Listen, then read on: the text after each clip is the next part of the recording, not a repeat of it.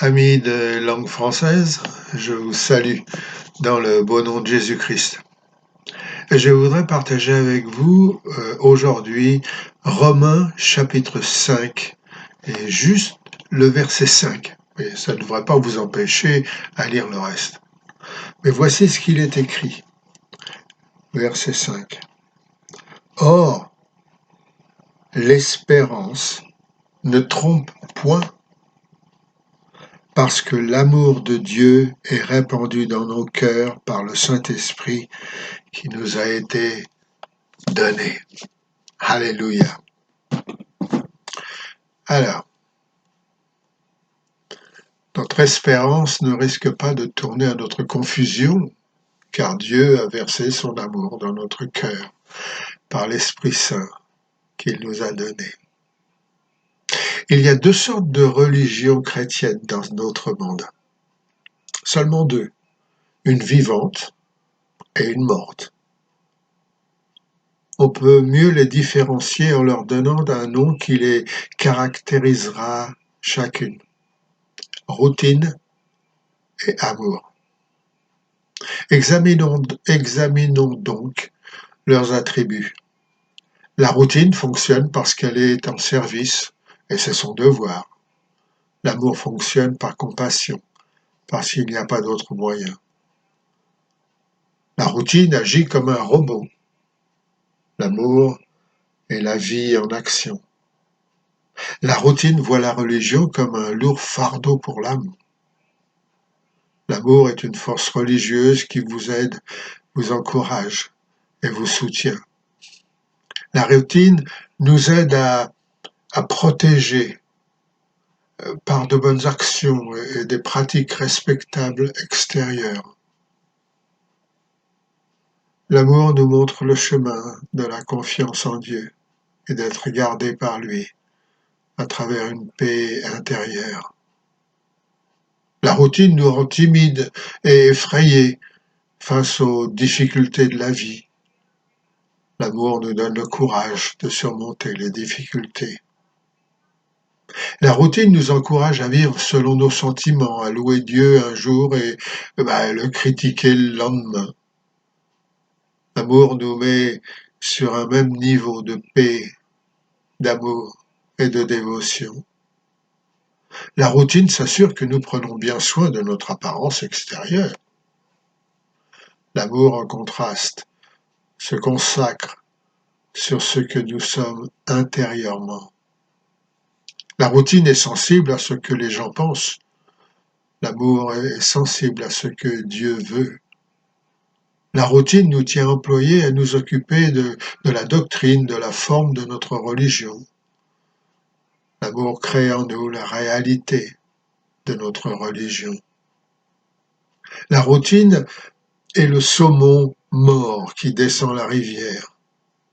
L'amour est le saumon vivant qui nage à contre-courant et remonte la rivière. La routine est la caravane qui ne peut pas se déplacer toute seule et doit être tirée. L'amour est la voiture qui se déplace sans la caravane. Vous voyez, mes amis, une religion prescrite et stricte n'a pas de vie parce qu'elle est froide et sans animation. Une telle religion ne peut vivre que selon certaines circonstances fixées. Au contraire, une véritable religion vibrante et vivante est indépendante des circonstances.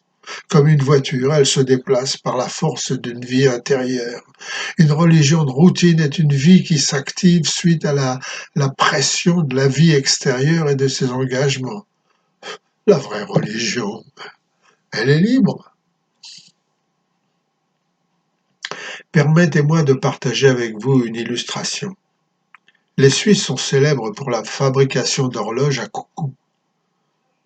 À une heure fixe, vous pouvez entendre le bruit mécanique étrange, une sorte de bourdonnement à l'intérieur de l'horloge. Puis une porte sur le cadran de l'horloge s'ouvre et un petit oiseau sort et chante un certain nombre de fois « Coucou, coucou ». Vous pouvez être sûr qu'à l'heure fixe, vous entendrez le coucou chanter « Coucou », mais pas à tout autre moment. C'est juste un oiseau mécanique. Il n'a pas de vie. Il ne se déplace qu'à travers des roues, des ressorts, des trucs et des machins. Religieusement parlant, nous pouvons dire que tout cela est strict, froid et formel. Mais venez plutôt dans une forêt. Qu'entendez-vous? Ah oui, c'est le chant d'un oiseau vivant. Parfois son chant vient d'une direction, parfois d'une autre. Vous n'entendrez jamais le chant du coucou à une heure fixe. Ce chant sort de la gorge d'un oiseau vivant et libre, pas d'une machine. Il vous dira coucou, coucou, selon son bon plaisir. De la même manière, dans la religion, les gens routiniers parleront de Dieu et de son salut à des moments fixes et selon des circonstances appropriées. Ils se sont construits une sorte de religion mécanique. Avant qu'ils puissent faire quelque chose pour le Seigneur, le mouvement de leur vie spirituelle doit être remonté. Toutes les circonstances doivent avoir été prises en considération pour un succès favorable. Ces personnes sont plus religieuses le dimanche que le lundi. Elles sont plus religieuses dans l'église qu'à l'extérieur de l'église. Donc vous voyez, leur religion est faite de circonstances et de formes, de dogmes et de traditions. Enlevez toutes ces choses et leur religion disparaît. Ils sont comme des oiseaux mécaniques qui ne peuvent être gardés qu'à certains moments. Permettez-moi de partager avec vous un autre exemple. Prenez un homme qui, le dimanche, à une certaine heure, parlera de Dieu. Il partagera son expérience et la connaissance de sa religion au travers de témoignages, de chants et de musique. Il exhortera l'assemblée à suivre et à obéir la volonté de Dieu. Mais le reste de la semaine, son message est complètement différent. Il ne parle pas de Dieu. Là, à la maison, au travail, à l'école, il ne semble pas avoir de réel intérêt pour les âmes.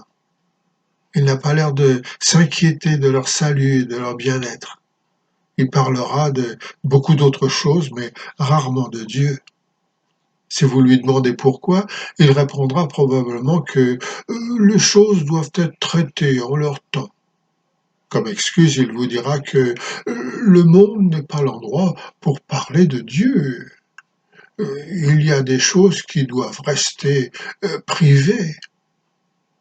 Il vous dira qu'il doit être prêt pour cela, qu'il a besoin de temps pour prier, pour y réfléchir. Vous voyez, un tel homme ne travaille pas par amour, mais par routine. Un homme ne peut pas être fait de deux natures totalement opposées. Soit il est vraiment l'un, ou soit il est vraiment l'autre. Comment pouvons-nous donc savoir ce qu'est vraiment un tel homme? Eh bien, mes amis, c'est très simple. C'est durant ces moments de repos, ces moments où il ne regarde pas à l'apparence de lui-même. C'est pendant un de ces moments que vous le verrez tel qu'il est et découvrirez son vrai caractère. Car c'est à ce moment précis qu'il fera ce qu'il aime faire, ce qui lui est naturel. À ce moment précis, vous découvrirez que sa religion n'est qu'une couverture mêlée au temps et aux circonstances. Une âme qui aime Dieu et son prochain aime toujours, n'importe quand et n'importe où. Une telle âme saisit toute occasion de faire ce qui est bon pour Dieu. Son église est partout, son dimanche c'est tous les jours. Une telle âme poussée par l'amour sera toujours prête à faire des kilomètres supplémentaires, à travailler des heures additionnelles si besoin est. Une telle âme n'a pas besoin de chercher un livre de formules religieuses pour exprimer son amour à Dieu et aux hommes. Une telle âme a la passion du Christ dans son cœur, dans son âme, tout son être. Elle n'a nul besoin d'utiliser des phrases religieuses, des prières toutes faites. Elle n'a pas besoin d'une commission, d'un pouvoir, d'un uniforme pour partager la bonne nouvelle de l'Évangile.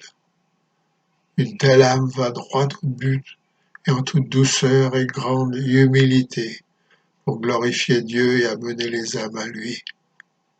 Une telle âme ne cherche pas la faute ou n'essaie pas de juger ou de condamner les gens. Elle ne perd pas son temps à argumenter, à critiquer, à blâmer, à reprocher à celui-ci ou celle-là. Mais une telle âme aime et s'est consacrée à glorifier Dieu et à lui apporter des âmes.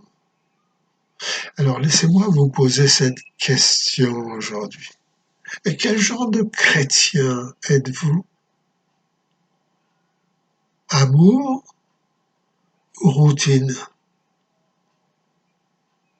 Ah, vous le savez. Alors qu'allez-vous faire?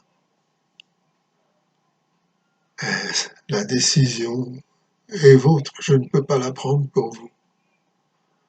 Mais aujourd'hui, Dieu, que vous soyez un chrétien d'amour et pas de routine. Que l'Esprit vous aide à comprendre ce que vous êtes pour Dieu et à faire le nécessaire pour votre vie. Allez, bonne journée et que le Seigneur vous garde. Amen.